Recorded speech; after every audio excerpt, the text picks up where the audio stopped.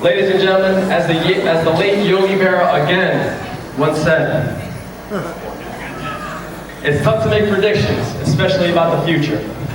But the future of the Hit and Run Baseball and Softball Academy teams are extremely bright.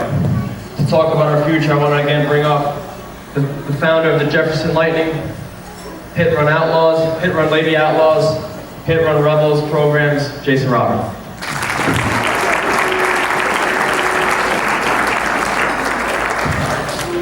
All right, we just have a couple more things, and I think we're all done. Where's Lori? I think we're going to have the 50-50s walking around. That money that we collect will be going for the boys going to Cooperstown, which is something that you can only do as a 12-year-old kid. It's a once-in-a-lifetime thing, and it's fantastic. It really is. If you love baseball, there's no other place in the world to be. So Janine, thank you very much for helping. Mrs. Wendling. I got two things that I want to give out. I want to start a tradition here with our program. Something that's very dear and very important to me. Before I get into that, I would like to thank a particular person in our organization. Without a shadow of doubt, absolutely has the worst job. And I don't think, I'm not even sure if I pay him, to be honest with you. George Summers, who does all of our scheduling. I think I pay him, to be honest with you, my wife still gives me $100 a week, and that's all I know about our finances. But George does a miserable, miserable job of trying to schedule practices and games and make-up games, and then getting pushed off the fields because of other programs. It's not an easy job. And I wanted to say thank you, and most importantly, for dealing with my absolute impatience, that I have no patience for anybody. George always seems to be somebody, once again, like I said in my earlier speech, somebody who was put on this planet who was at the right time, because he gets me. He really does. I don't know how or why, but he gets me.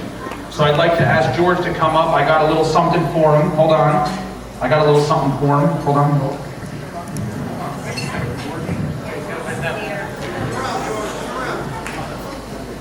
George, turn around, George. I don't know if you like it or don't like it or what, but I think you've been asking for this. George Summers.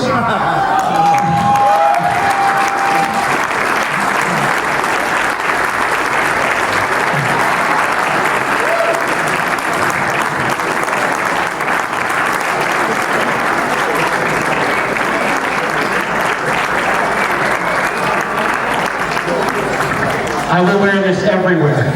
To work, anything. They got the gun pockets? I'm ready. I'm ready.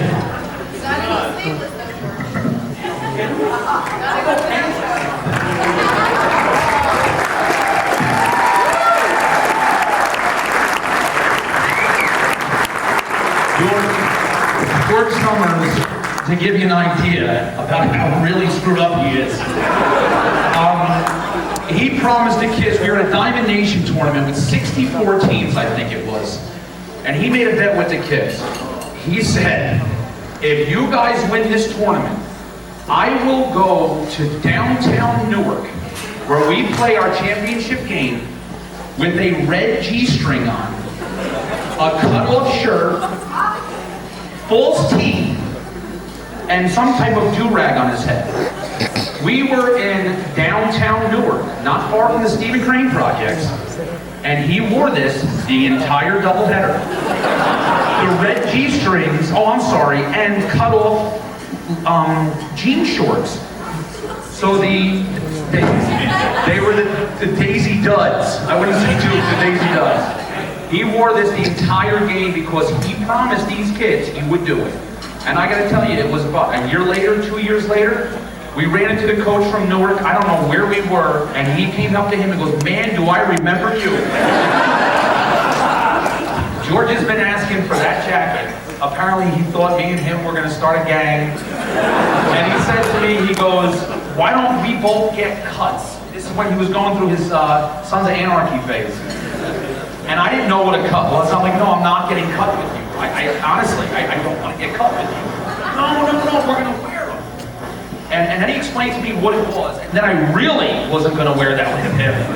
But he's been asking, his wife has been catching him online, ready to hit the payment button and everything else. And he's been asking, I'm going to say 2 or 3 years he's been asked for that. George Summers, well deserved, my friend, well deserved.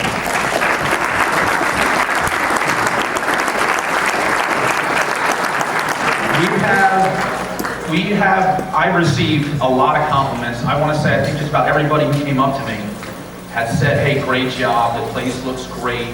And if they were still by me, I tried to tell them very quickly, I didn't do any of this. Lori Bunson did all of this. From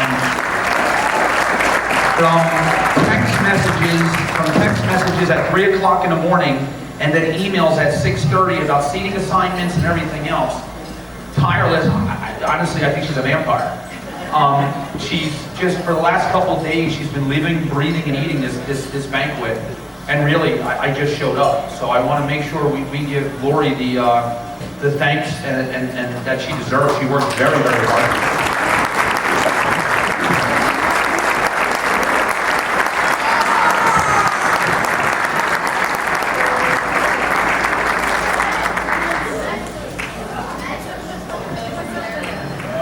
Ladies and gentlemen, Mrs. N Run.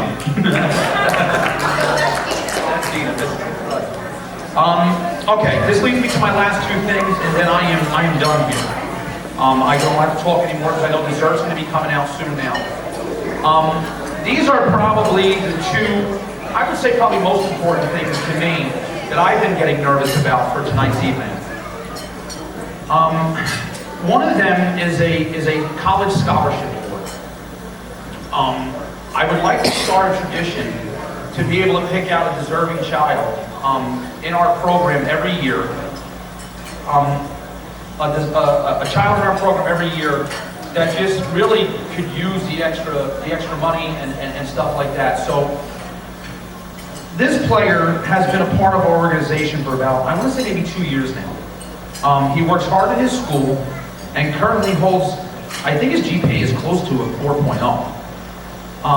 He works 3 to 4 days in a deli. He was sidelined with injuries.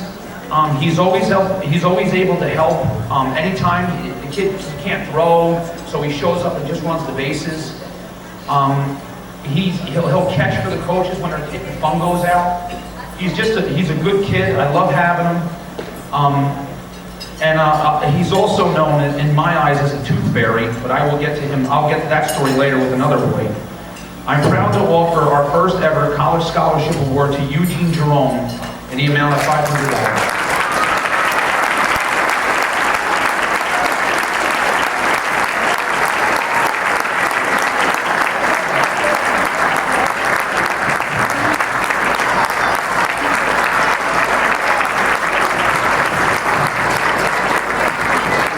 Eugene is a senior in our program. As this tradition continues, this scholarship will be awarded to seniors